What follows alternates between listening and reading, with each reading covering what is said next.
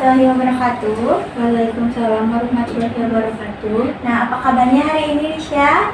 Alhamdulillah baik. Ya, baik ya. Nah, terima kasih ya Risha sudah datang kepada sesi konseling kali ini. Nah, sebelumnya Ibu juga sudah membaca ya dan menerima intak inform terkait sesi konseling yang Risha kirim pada hari ini. Nah, terima kasih juga sudah bersedia ya datang pada proses konseling kali ini. Nah, Iya, sama-sama Bu.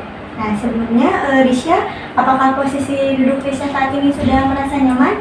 Udah pengen kayak gini boleh Bu? Boleh, silakan. Baik, Nyaman. terima kasih. Nah, apakah posisi duduk Ibu saat ini juga sudah terlihat nyaman? Sudah. Risha? Nah, baik. Terima kasih ya Risha. Nah, baik. Ibu di sini izin juga. Nah, sebelum memulai sesi konseling, Ibu izin membawa catatan juga terkait nanti mendata permasalahan apa sih yang Risha ingin sampaikan atau yang ingin Risha keluhkan, dan juga izin untuk merekamnya sebagai bukti proses konseling kita kali ini. Baik, Bu. Sebelumnya Ibu izin memperkenalkan diri terlebih dahulu. Nama Ibu Nadia Triwardani. Nah, di sini Ibu sebagai konselor yang akan mendampingi proses konseling Risha pada siang kali ini. Nah, kebetulan Ibu di sini tuh ditugaskan dari mata kuliah konseling individual dari kampus Ibu sendiri ya, dan kebetulan Ibu saat ini sedang semester 5. Nah, baik Risha. Nah, adapun asas-asas Risha yang harus dipatuhi itu dalam proses sesi konseling kali ini, yang pertama itu ada asas keterbukaan. Nah, di mana Risha boleh sekali ya terbuka terhadap hal apapun yang Risha ingin keluhkan atau ingin sampaikan dan ingin curahkan. Nah, tanpa adanya hal-hal yang ditutupi. Nah, kecuali Risha sendiri yang tidak menginginkan Ibu mengatur hal tersebut gitu. Nah, dan kedua juga ada asas kesukarelaan. Nah, asas kesukarelaan ini di mana Risha juga sukarela ya terbuka terhadap Ibu, mengeluarkan isi hati Risha gitu yang terdalam. Nah, yang selanjutnya juga ada asas kerahasiaan. Di mana asas kerahasiaan ini Risha tidak takut khawatir ya, tidak perlu khawatir. Ibu tidak akan mengumbar-umbar permasalahan Risha terhadap orang lain tanpa persetujuan dari Risha sendiri. Nah, kebetulan untuk sesi konseling ini, apakah ada yang boleh mengetahui selain daripada Ibu? Apakah itu dari orang tua, mungkin dari pasangan, atau dari teman? Mungkin Ibu aja yang Baik, ya, jadi mungkin dari Ibu saja ya. Nah, terima kasih. Nah, selanjutnya ya Risha, di sini juga ada kesepakatan bersama ya Risha yang tadi itu disepakati oleh Ibu dan juga oleh Risha. Nah, untuk proses konseling kali ini kita laksanakan dalam waktu 40 sampai 45 menit. Nah, di mana ini adalah tahap pertama, yaitu sesi pertama, dan mungkin untuk ingin sesi kelanjutannya itu dilihat dari perkembangan Risha dan dari Risha-nya juga ya, keinginan dari Risha. Nah, baik, kita mulai pada sesi konseling kali ini. Nah, apa sih yang Risha ingin ungkapkan gitu atau ingin rasakan pada sesi konseling kali ini? Jadi apa ya? Saya tuh Bu ngerasa capek dan juga sedih banget gitu. Karena banyak sekali tuntutan dari orang tentang kuliah saya yang menyuruh saya untuk pindah ke kesehatan. Dan dari hal ini banyak tugas yang belum selesai karena memikirkan hal itu membuat saya cemas, dan takutnya itu membuat orang tua aku menganggap aku itu kayak anak yang tidak berbakti seperti itu Bu. Dan juga rasanya saya ini gak ada gunanya gitu kalau gak bisa ngatur semua ini. Risha merasa capek dan juga sedih ya terhadap apa sih yang Risha rasakan gitu, dimana kuliah Risha ini di semester 5 ya saat ini. Nah, terasa berantakan gitu bagi Risha. Nah, Risha juga banyak tuntutan dari orang tua. Nah, dimana orang tua itu memilih Risha untuk pindah kampus. Nah, sehingga Risha merasa tidak ada gunanya. Nah, apalagi yang Risha rasakan pada saat ini? Iya Bu, jadi saya juga sering ngerasa panik gitu saat pulang ke rumah, karena pasti orang tua itu menanyakan tentang kuliah maupun memberikan kampus yang lebih baik lagi menurut mereka gitu. Terus juga padahal setiap hari itu saya ngerasa nyaman di jurusan saya saat ini gitu. Saya juga rasa cemas itu muncul dan dalam pikiran saya bahwa saya itu pasti gak akan bisa menyelesaikan semua ini dengan baik karena keras kepalanya orang tua saya. Risya merasa terbebani dengan banyaknya tuntutan dari orang tua tentunya. Nah, di mana tentang pendidikan yang Risya tempuh saat ini dan membuat kuliah Risya itu berantakan. Nah, ketika Risya mencoba mulai belajar lebih nyaman di kampus Risya juga. Nah, saat ini kalau boleh tahu apa jurusan yang Risya tempuh saat ini dan apa sih keinginan orang tua Risya yang sebenarnya? Jadi jurusan saya saat ini tuh bukan pendidikan sekolah dasar. Nah, itu teh keinginan mereka dan kan jurusan saya itu pendidikan sekolah dasar dan keinginan mereka itu keperawatan. Nah, jadi setiap saya pulang tuh saya tidak ingin berpapasan dengan orang tua saya gitu. Pada saat saya pulang kuliah tuh saya tuh gak mau gitu untuk bertemu dengan orang tua saya. Saya juga merasa hidup saya itu tidak berarti gitu bagi mereka. Terus satu-satunya yang berarti itu buat saya adalah kakak saya. Nah, tapi setiap kali saya melihat orang tua dan juga sering muncul itu pikiran bahwa diri saya ini tidak berguna gitu itu bagi orang tua saya, dan juga sehingga tidak bisa membanggakan mereka. Terus juga cara meredamkan rasa sedih saya itu biasanya dengan bisa main game full seharian ataupun nonton drakor atau rajin seperti itu. Setiap kecemasan itu datang pada Risya itu mencoba meredakannya dengan mencari hal yang menyenangkan diri yaitu dengan menonton film atau game. Nah, tapi di tengah semua ini, satu-satunya hal yang membuat Risya bertahan adalah tentunya orang tua juga ya Risya. Nah, tetapi kan mereka memberikan ruang untuk Risya apakah harus bertahan atau tidak di jurusan yang diinginkan. Nah, namun justru melihat mereka beliau-beliau ini, kamu merasa bersalah karena belum bisa membanggakan dan itu merasa diri kamu itu merasa tidak berguna. Apakah benar seperti itu? Iya. Apa langkah selanjutnya yang diharapkan ketika sudah mengikuti proses konseling kali ini? Kalau boleh tahu? Yang saya harapkan ketika saya sudah selesai mengikuti sesi konseling ini, saya bisa melakukan aktivitas perkuliahan gitu dengan biasanya tanpa rasa cemas yang berlebihan, dan juga menjalankan aktivitas seperti orang lain gitu Bu. Terus juga yang bisa menyelesaikan dan juga meyakini orang tua saya dengan baik. Terus mereka itu bisa menerima keinginan saya dan juga bisa pokoknya ingin orang tua saya itu menerima keinginan saya dengan kemampuan saya sendiri. Apakah ada hal lain lagi yang Risya rasakan gitu selain daripada itu? Nah, terima kasih ya Risya sudah membagi berkenan membagi itu harapan-harapan Risya. Nah, Ibu mendengar bahwa Risya benar-benar ingin menjadi hidup yang lebih baik ya dari kecemasan ini dan tidak memiliki kecemasan juga yang berlebihan. Nah, terkait orang tua yang berdampak pada kuliah Risya, terus juga bisa kembali beraktivitas seperti biasa, dan bisa mengatur waktu juga, menyelesaikan tugas dengan tepat. Nah, ini adalah keinginan yang sangat luar biasa bagi Ibu ya Risya. Nah, kalau boleh Ibu tanya, nah dari semua harapan itu, mana yang menurut Risya ini paling ingin difokuskan itu terlebih dahulu dalam waktu yang lebih dekat?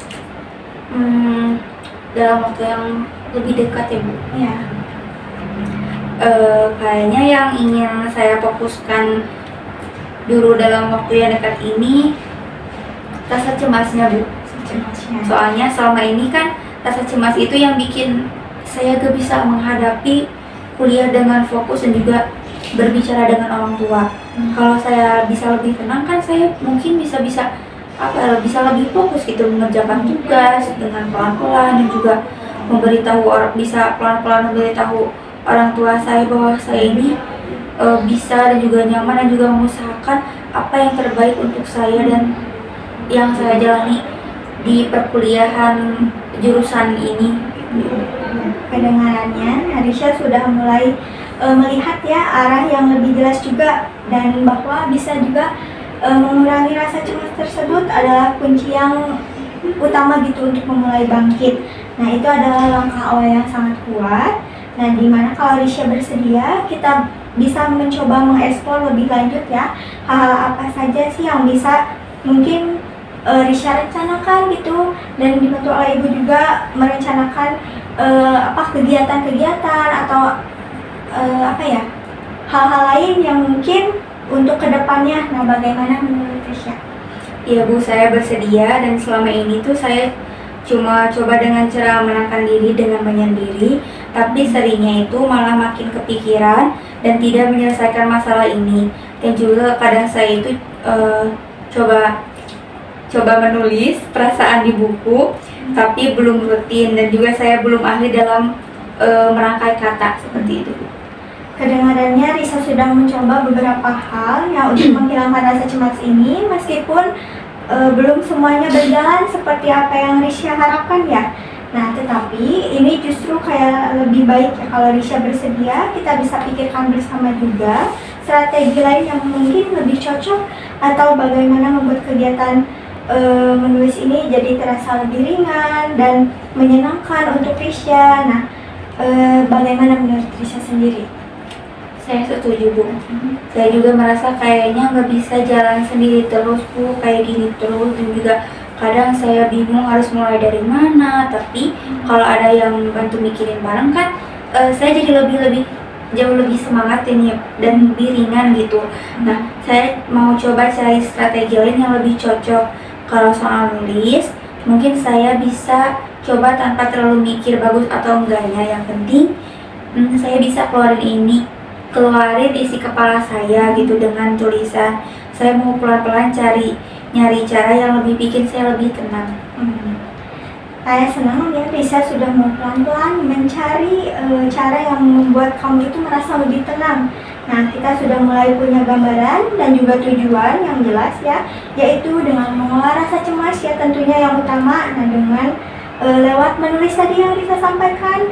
Nah, Risha boleh dengan menulis dengan bebas, tanpa tekanan, tanpa takut dihakimi oleh diri sendiri tentunya. Nah, itu adalah langkah awal yang bagus dan sangat berarti bagi ibu sendiri. Nah, baik. Untuk sekarang, langkah apa yang ingin Risha lakukan nih untuk mencapai tujuan yang Risha inginkan?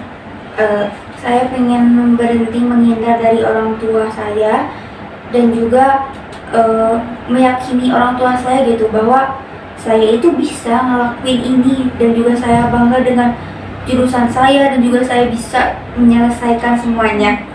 Terus karena itu bikin saya hancur banget gitu, takut disangka anak durhaka, dan itu tuh buat semuanya berantakan, dan buat orang tua itu semakin keras kepala. Nah, itu adalah langkah yang bagus ya. Nah, ada nggak langkah yang Risha lakukan gitu supaya membuat orang tua Risha menerima dan tidak khawatir terhadap pendidikan yang Risha tempuh saat ini tentunya? Saya akan mencoba lebih giat dalam belajar lagi sih Bu. Terus juga saya akan memperlihatkan gitu kepada orang tua saya apa yang sudah saya jalani dengan baik, dan juga saya sudah dewasa gitu Bu, sudah bisa mencari jati diri saya Bu. Baik, Risha sudah mau mencoba ya pendekatan terhadap orang tua dengan belajar lebih giat juga ya. Apapun itu yang Risha lakukan, yang penting Risha mempunyai kemajuan dan juga pembelajaran tentunya. Nah, apakah seperti itu? Iya Ibu, seperti itu. Baik, nah tadi Risha sudah menyebutkan ya beberapa langkah yang akan Risha lakukan, dari mulai menulis pengalaman dalam hidup Risha terkait emosi yang Risha sampaikan, terus yang Risha juga rasakan. Nah, yang tadi juga Risha akan meyakini orang tua Risha merasa bangga dan membuat orang tua tidak khawatir lagi ya tentunya. Nah, setelah mengikuti sesi konseling ini, jika diskalakan 1 dinyatakan paling rendah dan 10 paling tinggi, Risha ada di skala berapa setelah melakukan sesi konseling ini? Alhamdulillah setelah mengikuti sesi konseling ini saya sekarang berada di skala 7, Bu. Sebelumnya ada di skala berapa nih sebelum memulai sesi konseling? Kalau yang angka rendah itu paling rendah ya, Ya, skala 3. 3 rendah sekali ya. Nah, sekarang sudah meningkat ya ke skala 7. Nah, jika boleh tahu nih, angka 7 menurut Risha itu bagaimana sih? Skala 7 ini membuat saya mulai menemukan motivasi gitu untuk mulai melangkah untuk berubah, dan juga saya mendapatkan beberapa pencerahan untuk langkah saya selanjutnya.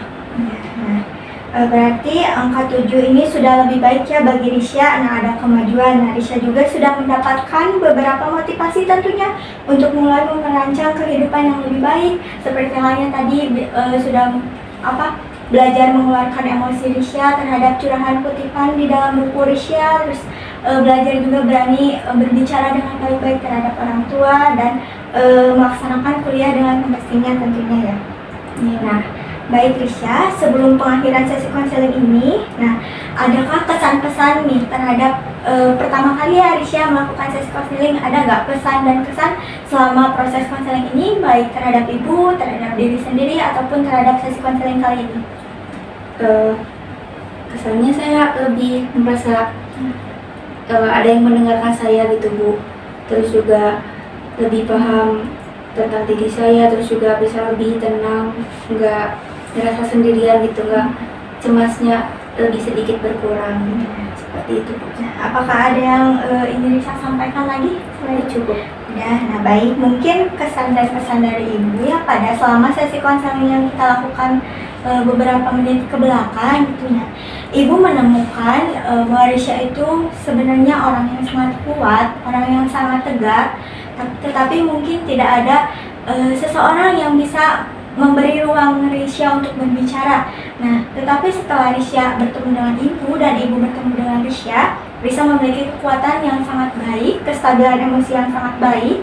Nah, Risha juga sudah bisa mengatur strategi apa sih yang akan Risha sampaikan, yang akan Risha lakukan untuk mengurangi rasa cemas dan untuk mendekatkan diri terhadap orang tua. Nah, itu adalah hal yang sangat luar biasa dan sangat mulia. Ibu ucapkan terima kasih kepada Risha. Nah, baik ya. Mungkin untuk selanjutnya sesi penutupan sesi konseling, Ibu ucapkan terima kasih kepada Risha sudah bersedia hadir dan menyampaikan apa yang Risha rasakan pada sesi konseling kali ini. Mungkin dicukupkan dulu sekian. Ibu ucapkan terima kasih. Wassalamualaikum warahmatullahi wabarakatuh. Waalaikumsalam warahmatullahi wabarakatuh.